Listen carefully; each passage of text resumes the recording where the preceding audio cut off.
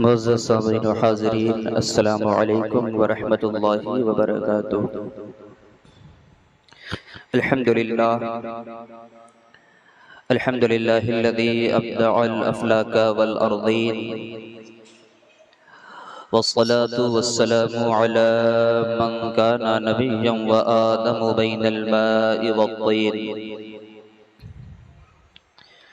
وعلى آلہ وأصحابہ وأزواجہ وذریاتہ وأصولہ وفروعہ وعلماء ملتہ والشہداء محبتہ اجمعین، اما بعد فاعوذ باللہ من الشیطان الرجیم، بسم اللہ الرحمن الرحیم۔ ولا تقولوا لمن يقتل في سبيل الله أموات بل أحياء ولكن لا تشعرون۔ آمنت بالله صدق الله العظيم وصدق رسوله النبي الكريم ونحن على ذلك لمن الشاهدين والشاكرين والحمد لله رب العالمين۔ حضرات گرامی، آئیے کچھ عرض و معروض سے بیشتر بہتر و مناسب ہی نہیں بلکہ ضروری و لازمی سمجھتا ہوں کہ ہم اور آپ سب سے پہلے یک زبان و یک خیال ہو کر اپنے آقائے نامدار، مدنی تاجدار، رسول گرامی وقار، محبوب پروردگار، دونوں عالم کے مالک و مختار، حضور جان نور، شافع یوم النشور، نور علی نور، سروری کائنات، فخر موجودات، جناب احمد مجتبی محمد مصطفیٰ علیہ تحیت و ثنا کی مقدس بارگاہ میں نذرانہ درود شریف پیش کر لے، پڑھے بآواز بلند اللہم صلی علی سیدنا و مولانا محمد و بارک وسلم، صلو علیہ صلاۃ والسلام علیک یا رسول اللہ یا حبیب اللہ صلی اللہ علیہ وسلم۔ کلمہ توحید ہے تیری شہادت اے حسین، کلمہ توحید ہے تیری شہادت اے حسین، تو نہ ہوتا تو نہ رہ جاتی صداقت اے حسین، اور تیری قربانی نے زندہ کر دیا اسلام کو، تیری قربانی نے زندہ کر دیا اسلام کو، وہ رہے گا تا ابد تیری بدولت اے حسین۔ کلمہ توحید ہے تیری شہادت اے حسین، اور ملت اسلام کو ملتا ہے ایک درس حیات، ملت اسلام کو ملتا ہے ایک درس حیات، کیسے بھولیں ہم تیرا یوم شہادت اے حسین۔ کلمہ توحید ہے تیری شہادت اے حسین، تو نہ ہوتا تو نہ رہ جاتی صداقت اے حسین۔ حضرات گرامی، تلاوت کردہ آیت کریمہ کی روشنی میں آج کی اپنی مختصر سی گفتگو میں سید الشہداء حضرت سیدنا امام علی مقام امام حسین رضی اللہ تعالی عنہ کے فضائل و مناقب اور 10ویں محرم الحرام کے بعد جو واقعات رونما ہوئے تھے ان پر روشنی ڈالنے کی جسارت کر رہا ہوں۔ حضرات گرامی، سید الشہداء حضرت سیدنا امام علی مقام امام حسین رضی اللہ تعالی عنہ 5 شعبان المعظم 4 ہجری کو مدینہ منورہ میں پیدا ہوئے۔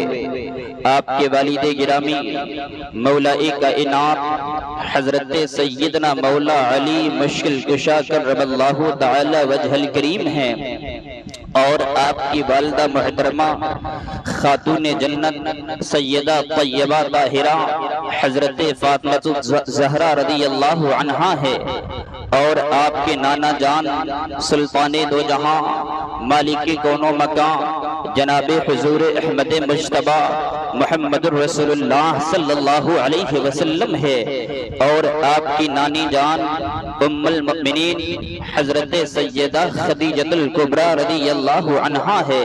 محترم بزرگوں، نوجوان ساتھیوں، تو جن کی نسبت اتنی بلند ہو ان کی رفعت شان کا بھلا کیا کہنا۔ سرکار اعلیٰ حضرت ارشاد فرماتے ہیں سر تابہ قدم ہے تنے سلطان زمن پھول، لب پھول دہن پھول زبن پھول بدن پھول، اور کیا بات رضا اس چمنستان کرم کی، زہرا ہے کلی جس میں حسین اور حسن پھول۔ حضرات گرامی، اب اس تفصیل سے یہ بات واضح ہو گئی کہ حضرت سیدنا امام عالی مقام امام حسین رضی اللہ عنہ حضور سید عالم صلی اللہ علیہ وسلم کے نواسے ہیں، اور سرکار دو عالم صلی اللہ علیہ وسلم اپنے مقدس نواسے کو دل و جان سے چاہتے تھے۔ سرکار واجب الاحترام سیدنا امام عالی مقام کی داستان محبت سن کر روح بھڑک اٹھتی ہے، دل باغ باغ ہو جاتا ہے۔ حضرت ابو ہریرہ رضی اللہ تعالی عنہ ارشاد فرماتے ہیں کہ مصطفیٰ جان رحمت صلی اللہ علیہ وسلم مسجد نبوی شریف میں تشریف لے آئے اور ارشاد فرمایا کہ چھوٹا بچہ کہاں ہے؟ سرکار امام عالی مقام دوڑتے ہوئے آئے اور آپ کی آغوش محبت میں بیٹھ گئے اور اپنی انگلیاں سرکار کی داڑھی مبارک میں داخل کر دی، اور پھر حضور نے ان کا منہ کھول کر بوسہ لیا اور پھر یہ دعا فرمائی اللہم ان احبہ فاحبہ واحب من یحبہ، اے اللہ میں اس سے محبت کرتا ہوں تو بھی اس سے محبت فرما، اور اس سے بھی محبت فرما جو اس سے محبت کرے۔ حضرات گرامی، یہ اسی محبت اسی دعاؤں کا نتیجہ ہے۔ انسان تو انسان، جانور بھی آپ سے حد درجہ محبت فرمایا کرتے تھے، وہ اپنی جان پر تکلیف تو برداشت کر لیتے تھے، مگر سیدنا امام عالی مقام کو رنجیدہ دیکھنا گوارہ نہ کر سکتے تھے۔ جیسا کہ اس واقعے سے ظاہر ہے، اس روایت سے ظاہر ہے، ایک مرتبہ ایک عربی بارگاہ رسالت میں ہرنی کا ایک بچہ لے کر حاضر ہوا۔ اسی وقت حضرت سیدنا امام حسن رضی اللہ تعالی عنہ نانا جان کی خدمت میں پہنچ گئے۔ ہرنی کا چھوٹا سا بچہ دیکھا، اسے اپنے ساتھ اپنی گود میں اٹھا لے آئے۔ جب ان کے چھوٹے بھائی حضرت امام حسین نے دیکھا تو پوچھا بھائی جان یہ ہرنی کا بچہ کہاں سے لائے ہو؟ کہا نانا جان کے پاس سے۔ اتنا سننا تھا، آپ بھی دوڑے ہوئے بارگاہ رسالت میں حاضر ہو گئے اور ہرنی کا بچہ مانگنے لگے۔ نانا جان نے ہر چندے بہلانے کی کوشش کی مگر نہ مانے، بس اب رونے ہی والے تھے۔ اسی اثنا میں ایک ہی ہرنی اپنا چھوٹا سا بچہ لے کر حاضر خدمت ہوئی اور اپنی زبان حال سے عرض کرنے لگی یا رسول اللہ، میرا ایک بچہ اس عربی کے ہاتھوں یہاں آ گیا ہے، اور دوسرا میں خود بحکم خداوندی لے کر حاضر ہوئی ہوں، کیونکہ شہزادے اسے مانگ رہے تھے اور میرا دل یہ گوارا نہیں کر سکتا تھا کہ وہ رو دے، اگر وہ رو دیتے تو عرش کے فرشتوں کے دل دہل جاتے۔ اللہ اکبر۔ حضرات گرامی، یہ امام عالی مقام کی عظمت ہے کہ آقا کونین صلی اللہ علیہ وسلم حضرت امام عالی مقام سے کتنی محبت فرمایا کرتے تھے۔ حضرات گرامی، سیدنا امام حسین اور سیدنا امام حسن رضی اللہ تعالی عنہما نے ایک مرتبہ ایک تختی لکھی، اور تختی لکھنے کے بعد دونوں بھائی اپنے والد محترم مولائی کائنات حضرت سیدنا مولا علی مشکل کشا کرم اللہ وجہ الکریم کی بارگاہ میں حاضر ہوئے۔ حضرات وہ علی جو چٹکی بجاتے اور پیچیدہ سے پیچیدہ مسئلے کو حل فرما دیا کرتے تھے، مگر افسوس اپنے شہزادوں کو فیصلہ نہ کر سکے۔ فرمایا اس کے فیصلے کے لیے اپنی امی کے پاس چلے جاؤ۔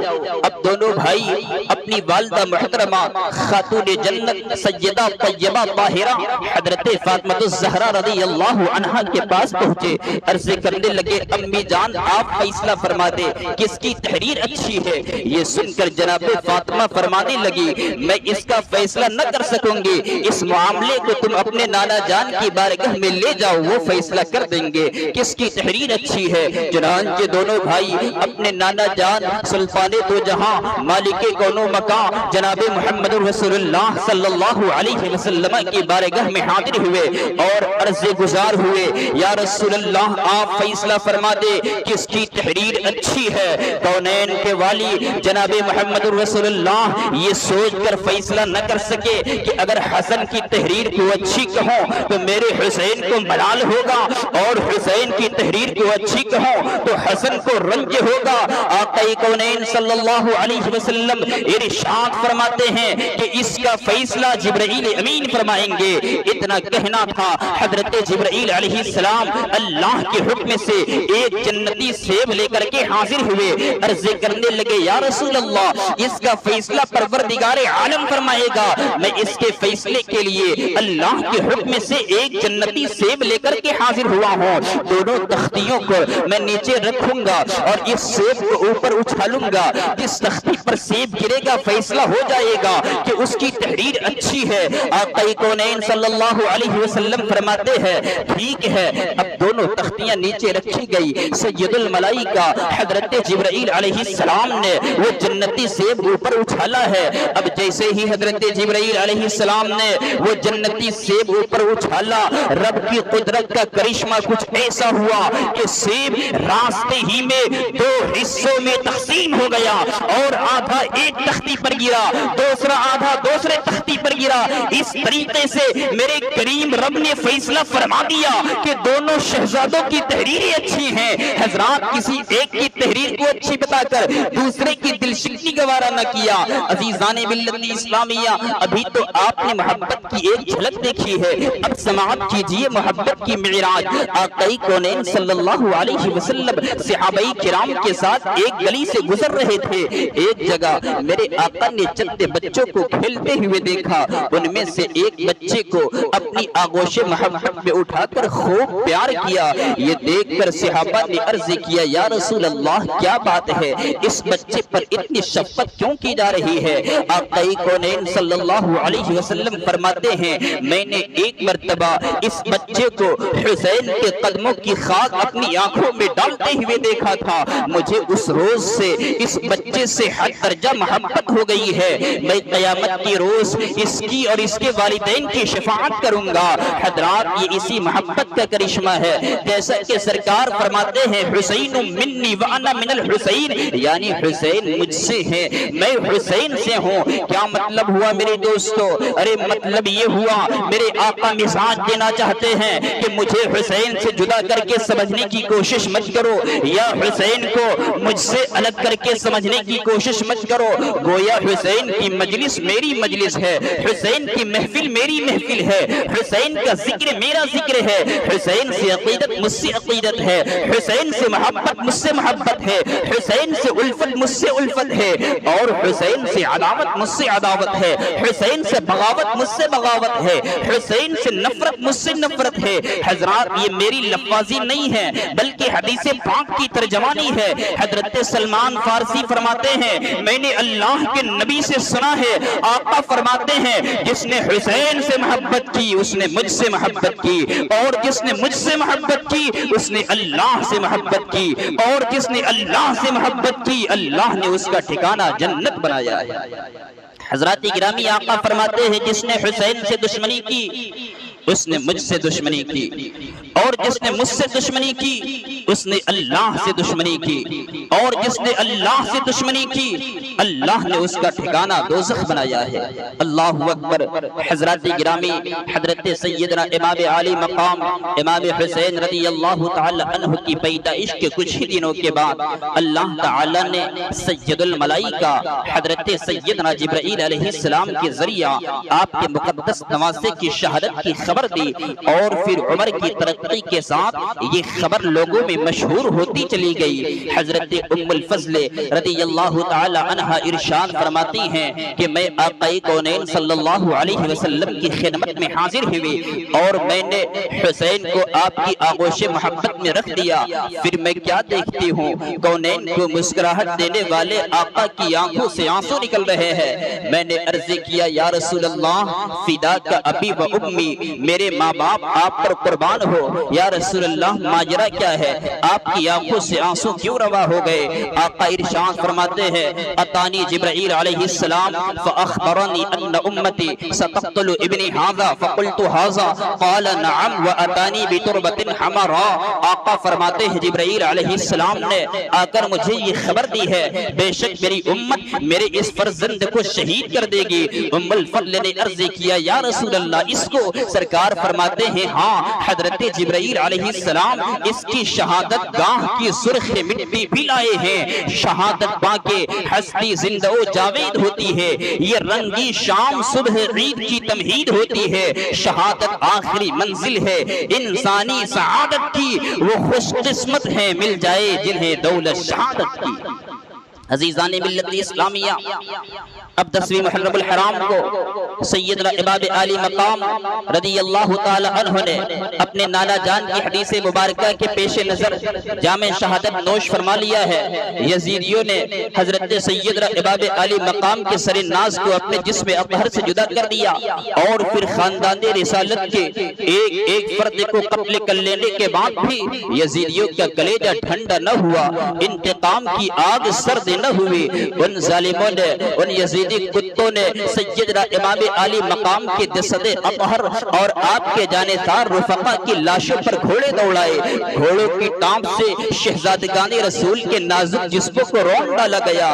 حضرات یہ نازک جسم پہلے ہی سے تیغ و تیر سے چھلنی ہو چکے تھے، مزید ظلم و ستم کیا گیا۔ حضرت سیدہ زینب رضی اللہ تعالی عنہا حضرت امام عالی مقام کی لاش سے گزری تو انتہائی درد و کرب کے ساتھ روتے ہوئے مدینے کی طرف رخ کر کے پکارا واہ محمدہ واہ محمدہ، نانا جان آپ پر اللہ اور ملائکہ کا سلام نازل ہو۔ نانا جان سیدنا امام عالی مقام میدان کربلا میں بے گور و کفن پڑے ہوئے ہیں، خون میں ڈوبے ہوئے ہیں، تمام اعضاء ٹکڑے ٹکڑے ہیں۔ نانا جان آپ کے شہزادوں کو شہید کر دیا گیا، ہوا ان کی لاش پر خاک اڑا رہی ہے۔ نانا جان آپ کی بیٹیاں قید میں ہے، ہمارا سارا سامان چھین لیا گیا، ہمارے خیموں میں آگ لگا دی گئی۔ نانا جان آپ کا گھرانہ کھلے آسمان تلے رات گزار رہا ہے۔ حضرت سیدہ زینب کی یہ درد بھری پکار سن کر ہر کوئی رونے اور چیخنے لگا۔ حضرات گرامی، اب اس کے بعد 11 محرم الحرام کی صبح سیدنا امام عالی مقام خاندان رسالت کے افراد کو قیدی بنا کر کوفہ ابن زیاد کے پاس روانہ کر دیا گیا۔ حضرات اب جب حضرت سیدنا امام عالی مقام کا سر انور کوفہ پہنچا اور بھرے دربار میں ابن زیاد کے سامنے تشتے میں رکھا گیا تو اس وقت بدبخت ابن زیاد کے ہاتھ میں ایک چھڑی تھی جس سے وہ آپ کے لمحہ مبارک پر مارنے لگا۔ صحابی رسول حضرت سیدنا زید ابن ارقم نہایت بوڑھے جو اس وقت وہاں موجود تھے اس کی اس گستاخی کو دیکھ کر تڑپ گئے۔ ارشاد فرمایا نالائق چھڑی ہٹا لے، میں نے اللہ کے نبی کو بارہا دیکھا ہے کہ وہ ان لمحہ مبارک کو چوما کرتے تھے۔ پھر زارو قطار رونے لگے۔ ابن زیاد نے کہا خدا تجھے خوب رلائے، اگر تو بوڑھا نہ ہوتا اور تیری عقل خراب نہ ہو گئی ہوتی تو میں تیری گردن مار دیتا۔ حضرت سیدنا زید ابن ارقم وہاں سے اٹھے اور یہ کہتے ہوئے چلے گئے کہ افسوس ہے تجھ پر کہ تجھے میرے بڑھاپے کا تو خیال آ گیا مگر اپنے نبی کی نسبت کا خیال نہیں آیا۔ اللہ اکبر۔ حضرات اب اس کے بعد بدبخت ابن زیاد نے سیدنا امام عالی مقام کا سر انور اور اہل بیت اطہار کی پاک دامن عفت معاب خاتون کا قافلہ کوفہ کے بازاروں اور گلیوں میں گھمایا پھرایا اور اس طریقے سے اپنی بے غیرتی اور بے حیائی کا ثبوت پیش کیا۔ عزیزان ملت اسلامیہ، جب سیدنا امام عالی مقام امام حسین رضی اللہ عنہ کا سر انور اور اہل بیت اطہار کی پاک دامن عفت معاب مستورات کا قافلہ کوفے کے بازاروں اور گلیوں سے گزرا تو کوفہ والے اپنے گھروں کی چھتوں پر چڑھ کر رونے اور پیٹنے لگے۔ حضرت سیدنا امام عالی مقام کی بہن حضرت سیدہ زینب نے جب انہیں دیکھا تو ارشاد فرمایا اے کوفہ والو، تم ہی وہ لوگ ہو نا جس نے میرے بھائی حسین کو خطوط بھیج کر بلوایا اور جان و مال نچھاور کرنے کی باتیں کی تھی، اور جب میرا بھائی یہاں آیا تو تم نے بے وفائی کی اور اب روتے پیٹتے ہو۔ میں تمہارے خلاف دعا کرتی ہوں، تم ہمیشہ روتے اور پیٹتے رہو گے۔ حضرت سیدہ زینب کی زبان سے نکلے ہوئے کلمات اللہ کی بارگاہ میں ایسے مقبول اور ایسے مستجاب ہوئے، آج بھی ایک گروہ ہے جو روتا اور پیٹتا رہتا ہے۔ عزیزان ملت اسلامیہ، اس کے بعد سیدنا امام عالی مقام امام حسین رضی اللہ تعالی عنہ کا سر انور اور اہل بیت اطہار کے افراد کو قیدی بنا کر دمشق یزید کے پاس روانہ کر دیا گیا۔ حضرت شاہ عبدالعزیز محدث دہلوی اپنی مشہور زمانہ کتاب سر الشہادتین کے اندر لکھتے ہیں کہ یزیدی جب امام عالی مقام کا سر انور لے کر شام کی طرف بڑھے اور جب وہ ایک مقام پر نبیذ پینے کے لیے بیٹھے تو قدرتی الہی سے ایک آہینی قلم ظاہر ہوا جس نے خون سے یہ عبارت لکھی: اترجو امتن قتلت حسینہ شفاعت جدہ یوم الحسابی۔ کیا امام عالی مقام کے قاتل یہ امید رکھتے ہیں کہ قیامت کے روز ان کے نانا ان کی شفاعت کریں گے؟ اللہ اکبر۔ اسیران کربلا کا قافلہ آگے کی طرف رواں دواں ہے، کربلا والوں کا قافلہ آگے کی طرف بڑھتا چلا جا رہا ہے۔ چلتے چلتے وہ وقت بھی آیا، اب شام کا وقت ہو گیا، رات کا وقت ہو گیا، چنانچہ پڑاؤ کا فیصلہ کیا گیا اور پڑاؤ کی جگہ کے قریب ایک گرجا گھر تھا۔ اس گرجے گھر میں ایک ضعیف العمر عیسائی راہب رہا کرتا تھا۔ اسے جب معلوم ہوا کہ قافلے والے اپنے پیغمبر کے نواسے اور ان کے اصحاب کے سر لے کر جا رہے ہیں تو وہ قافلے کے امیر کے پاس آیا اور قافلے کے امیر سے کہنے لگا: میں تمہیں اپنی زندگی بھر کی کمائی 10,000 دینار دوں گا، بس شرط اتنی ہے کہ ایک رات کے لیے یہ سر انور مجھے دے دو۔ یزیدی امیر نے اس شرط کو منظور کر لیا اور سیدنا امام عالی مقام کا سر انور اسے دے دیا۔ اس راہب نے سیدنا امام عالی مقام کا سر انور لے کر اس گرجے گھر کے اندر چلا گیا اور پھر اسے خوشبودار پانی سے دھویا، خوشبو لگائی اور پھر خوبصورت غلاف میں ایک اونچی جگہ پر رکھ کر رات بھر سیدنا امام عالی مقام کے سر انور کے سامنے ہاتھ باندھ کر کھڑا رہا اور زیارت میں مصروف رہا۔ راہب کا بیان ہے کہ سیدنا امام عالی مقام کے سر انور سے نور کی شعائیں اٹھ کر عرش معلی تک جاری ہے، نور کا حالہ سر اقدس کا طواف کر رہا ہے۔ جب اس نے یہ منظر دیکھا، اس نے یہ کیفیت دیکھی تو رات بھر محبت حسین میں آنکھوں سے آنسو بہاتا رہا۔ جیسے ہی صبح ہوئی تو اس کی زبان پر کلمہ طیبہ جاری تھا۔ حضرات اب اس کو یوں سمجھ لے کہ اس راہب نے محبت حسین میں اپنی زندگی بھر کی دولت کو قربان کر دیا تو اللہ نے اسے ایمان کی لازوال اور انمول دولت سے مالا مال فرما دیا۔ عزیزان ملت اسلامیہ، بدبخت یزید کا ظلم و ستم بس اتنے ہی تک محدود نہیں تھا بلکہ مزید بڑھتا چلا گیا۔ حضرت علامہ جلال الدین سیوطی رضی اللہ عنہ تاریخ الخلفاء کے اندر لکھتے ہیں کہ یزید کو جب معلوم ہوا کہ اہل مدینہ نے میری بیعت توڑ دی ہے تو 63 ہجری میں ایک بڑا لشکر بھیج کر بدبخت یزید نے مدینہ منورہ پر حملہ کروا دیا۔ خوب لوٹ مار کی، مسجد نبوی شریف میں 3 دن تک نمازیں نہ ہوئی، مگر جب بھی نماز کا وقت ہوتا قبر رسول سے اذان و اقامت کی آواز سنائی دیتی تھی۔ ہزارہاں صحابہ ان یزیدی لشکریوں کے ہاتھوں شہید ہوئے، مسلمان لڑکیوں کے ساتھ زنا بالجبر کیا گیا۔ یہ سب یزید کے حکم پر ہوا۔ حضرت عبداللہ ابن حنظلہ فرماتے ہیں اللہ کی قسم ہم نے یزید پر حملے کی تیاری اس وقت شروع کر دی جب ہمیں یقین ہو گیا کہ اب آسمان سے پتھروں کی بارشیں ہوں گی، کیونکہ فسق و فجور کا ماحول یہ تھا، فسق و فجور کا عالم یہ تھا کہ لوگوں نے اپنی ماں اور بہنوں سے اور اپنی بیٹیوں سے نکاح کر رہے تھے، شرابیں پی جا رہی تھی، لوگوں نے نمازیں ترک کر دی تھی۔ حضرات اب آگے امام جلال الدین سیوطی اسی تاریخ الخلفاء میں لکھتے ہیں کہ اس کے بعد بدبخت یزید نے مکہ المکرمہ پر بھی حملہ کروا دیا اور حضرت عبداللہ ابن زبیر کے لشکر نے اس کا مقابلہ کیا۔ 64 ہجری کی یہ بات ہے۔ ان یزیدیوں نے، یزیدی کتوں نے منجنیق سے پتھر برسائے اور ان پتھروں کے شراروں سے کعبۃ اللہ شریف کا غلاف اور اس دمبے کا سینگ جو حضرت اسماعیل علیہ السلام کے فدیے میں جنت سے بھیجا گیا تھا، وہ کعبے کی چھت میں آویزہ تھا، وہ سب کچھ جل کر خاکستر ہو گیا۔ اللہ اکبر۔ یہ حملہ جاری تھا۔ حضرت عبداللہ ابن زبیر رضی اللہ عنہ کو یہ خبر پہنچی کہ یزید ملک شام میں مر گیا ہے، تو حضرت سیدنا عبداللہ ابن حنظلہ نے پکار کر کہا، او شامیوں، تمہارا گمراہ کرنے والا یزید مر گیا ہے۔ جب یہ خبر شامی لشکر میں عام ہوئی تو تمام لشکر بھاگ کھڑا ہوا اور سخت ذلت اٹھائی۔ عزیزان ملت اسلامیہ، اب موجودہ دور میں کچھ یزیدی ذہن و فکر رکھنے والے لوگ بھی ہیں جو اس طریقے کی خیال و فکر کا اظہار کرتے ہیں، جو اس طریقے کی باتیں کرتے ہیں کہ جتنا بھی ظلم ہوا وہ سب ابن زیاد اور یزیدی فوج نے کیا، اس میں یزید کا کوئی قصور نہ تھا۔ حضرات، میں ان ظالموں سے پوچھنا چاہتا ہوں کہ اگر اس میں یزید کا کوئی قصور نہ تھا تو حضرت سیدنا امام مسلم بن عقیل رضی اللہ عنہ کے کوفہ پہنچنے پر یزید نے اس وقت کے کوفہ کے گورنر صحابی رسول حضرت نعمان ابن بشیر کو کوفے کی گورنری سے معزول کیوں کروایا؟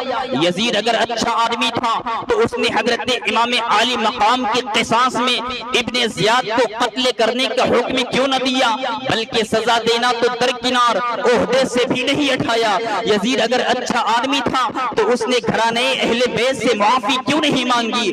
یزید اگر اچھا آدمی تھا تو اس نے اہل بیت اطہار کی پاک دامن عفت معاب مستورات کو قیدی بنا کر کیوں رکھا؟ یزید اگر اچھا آدمی تھا تو اس نے مکہ المکرمہ اور مدینہ منورہ پر حملہ کیوں کروایا؟ حضرات، یزید اگر اچھا آدمی تھا تو علماء اسلام امام جلال الدین سیوطی، علامہ ابن جوزی، علامہ ابن حجر مکی، حضرت شاہ عبدالحق محدث دہلوی رحمہم اللہ نے اسے ظالم و جابر، فاسق و فاجر، شرابی، بے نمازی اور امام عالی مقام کا قاتل کیوں لکھا؟ معلوم ہوا کہ یزید امام عالی مقام کے قتل پر راضی تھا۔ جتنا بھی ظلم ہوا وہ سب یزید کے حکم پر ہوا۔ عزیزان ملت اسلامیہ، حضرت سیدنا امام عالی مقام امام حسین رضی اللہ تعالی عنہ نے کبھی خلفائے راشدین اور حضرت امیر معاویہ کی مخالفت نہ کی اور نہ ہی کبھی ان کے خلاف تلواریں اٹھائی۔ اس سے ہمیں یہ درس ملا، اس سے یہ ہمیں سبق ملا کہ اہل حق کے ساتھ تعاون کرنا چاہیے اور باطل کی بھرپور مخالفت و مذمت کرنی چاہیے۔ حضرت امام عالی مقام نے کربلا جانے سے پہلے صحابہ کرام سے مشورہ لیا اور راستے میں اپنے ساتھیوں سے بھی مشورہ لیتے رہے۔ اس سے ہمیں یہ سبق ملا، اس سے ہمیں یہ درس ملا کہ کوئی بھی کام انجام دینے جائیں تو پہلے مسلمانوں سے مشورہ کرنا چاہیے۔ یہ سنت رسول ہے، یہ سنت اہل بیت اطہار ہے۔ حضرت سیدنا امام عالی مقام نے یزید کا ڈٹ کر مقابلہ کیا، باقی صحابہ نے رخصت پر عمل کیا۔ اس سے ہمیں یہ سبق ملا کہ جس کا جتنا بڑا مرتبہ ہوتا ہے اس کی ذمہ داری بھی اتنی ہی بڑی ہوا کرتی ہے۔ حضرت امام عالی مقام اگر حرمین طیبین میں ہی اعلان جنگ کر دیتے تو حرمین طیبین کا بچہ آپ کے ساتھ ہوتا، لیکن آپ نے حرمین سے باہر نکل کر یزیدیت کا مقابلہ کیا۔ اس سے ہمیں یہ سبق ملا کہ حرمین میں خوب آنا یہ سخت بے ادبی ہے۔ حضرت سیدنا امام عالی مقام رضی اللہ تعالی عنہ نے میدان کربلا میں صبر و تحمل کا مظاہرہ پیش کیا، پیاروں کو شہید ہوتا دیکھ کر نوحہ اور ناشکری نہ کی۔ اس سے ہمیں یہ سبق ملا کہ مشکل کے وقت رونے اور چلانے سے کچھ ہاتھ نہیں آتا، بلکہ مشکل کے وقت ذکر اللہ کی کثرت کرنی چاہیے۔ حضرت سیدنا امام عالی مقام اور آپ کے ساتھیوں نے آخری رات عبادت و ریاضت میں گزاری، عین میدان جنگ میں بھی نماز پڑھی۔ اس سے ہمیں یہ درس ملا، اس سے ہمیں یہ سبق ملا کہ کتنی ہی بڑی مصیبت آ جائے اللہ کی رضا میں راضی رہنا چاہیے۔ عزیزان ملت اسلامیہ، تاریخ میں حضرت امام عالی مقام کا بڑا ہی پیارا قول ملتا ہے. آپ فرماتے ہیں کہ مجھے جنت سے زیادہ عزیز نماز ہے، کیونکہ جنت میں میری رضا ہے اور نماز میں میرے رب کی رضا ہے. رب کی بارگاہ میں دعا گو پروردگار عالم جو کچھ بیان ہوا قبول فرما. دوران خطابت سبقت لسانی فطرت انسانی